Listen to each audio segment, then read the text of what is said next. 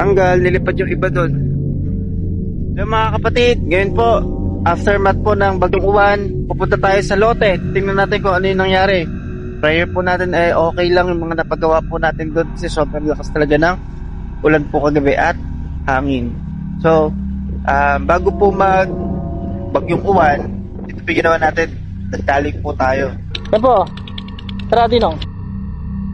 Tatali po natin to dito, dulo sa dulo.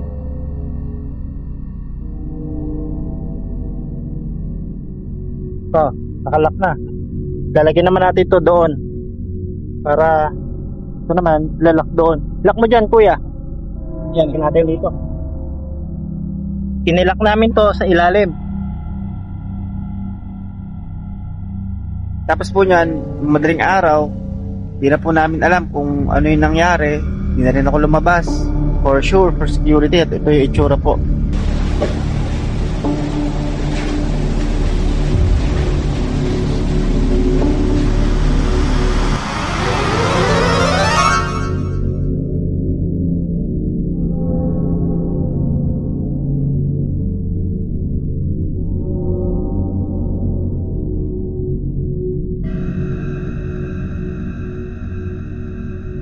Ngayon punta po tayo dun.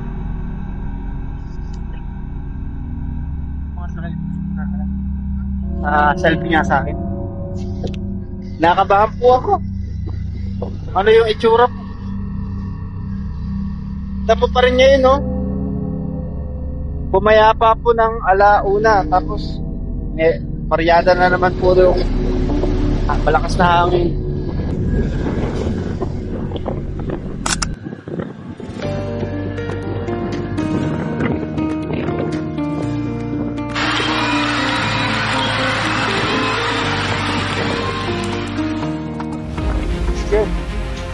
Praise God, Lord. Okay naman. Praise the Lord. Talagang reaktibay ng Panginoon. Kaya,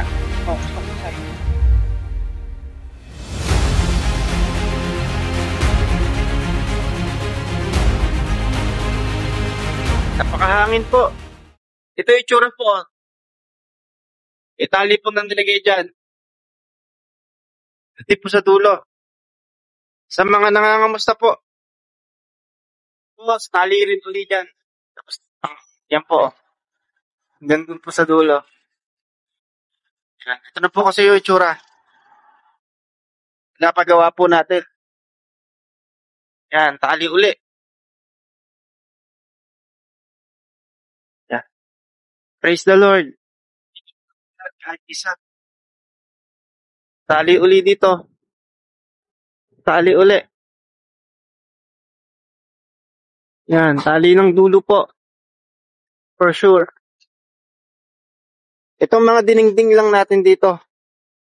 Yan. Tanggal siya pero ayos pa rin naman. Tuusin. Tanggal, nilipad yung iba doon. Tali rito.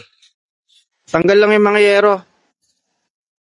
Nakabakot pero okay pa rin. Ipit tali. Tali. Kahit pa paano. Kasagan na po ng pang-print ko pa ito. Oh. Halos di na kami nakatulog. Sobrang lakas ng hangin po. Tapos, napakahabang oras po nun. Mula 6 o alas 5 ng gabi hanggang launa po ng madaling araw. Ganun na po ang senaryo. Gusto natin si tatay dito. Kamusta? Salamat. Sa bahay niyo po. Praise God. May isda ka pa. Matibay na ho, no? Matibay na yan. Hindi na ho natangay. Yun po yung update sa atin dito mga kapatid. Kasi yung naging exit po ng Bagyong Uwan ay sa San Fernando, Bacnotan, or dito po sa La Union. Kaya natamaan din po tayo. Pero yun po yung nangyari sa lote po natin na pinapagawa. At sa lahat ng naghihingi po ng update, yan, thank you sa lahat ng prayers ninyo. At salamat din po sa mga pangungumusta ninyo. Isahang video na lang po at reply. God bless you mga kapatid. Dito po sa tinitirhan po natin, sa nagpapatuloy po sa atin kasi nga wala tayong bahay po dun sa pwesto. Dito po, na-damage po yung kanilang kusina. Yan.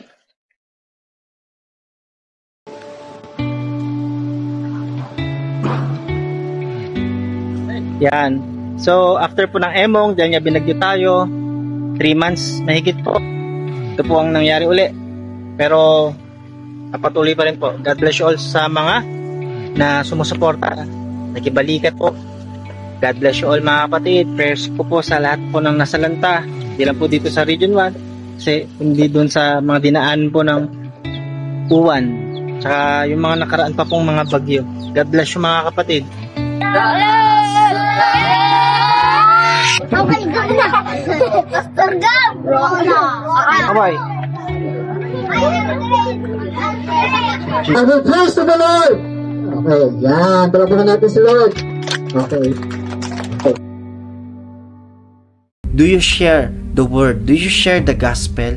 So ito yung pagkakataon mga kapatid na i-share natin si Jesus. I-share natin ang salvation. You can share this video. At kung isa ka sa hindi pa alam kung ano ang gagawin, di alam kung paano tanggapin ang Panginoon, hindi alam kung paano magbagong buhay, ito yung pagkakataon. Sabayan mo ako sa isang panalangin. Ama, salamat po.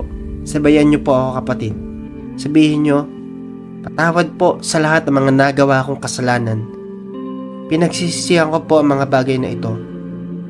Tulungan niyo po ako na makaganap sa kalooban ninyo.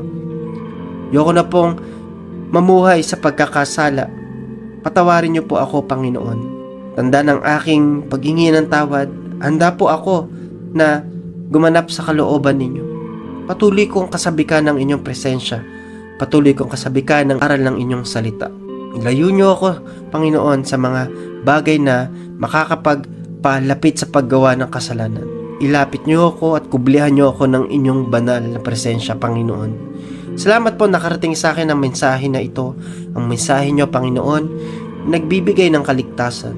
Salamat po hanggang ngayon, inaabot niyo ang mga tao para magsisi. Natanggap ko po kayo, Panginoon, as Lord and Savior of my life. Ito po aking dalangin sa pangalan ni Jesus. Comment daw, Amen. Salamat kapatid kung nakarating ka sa huling part ng video ito.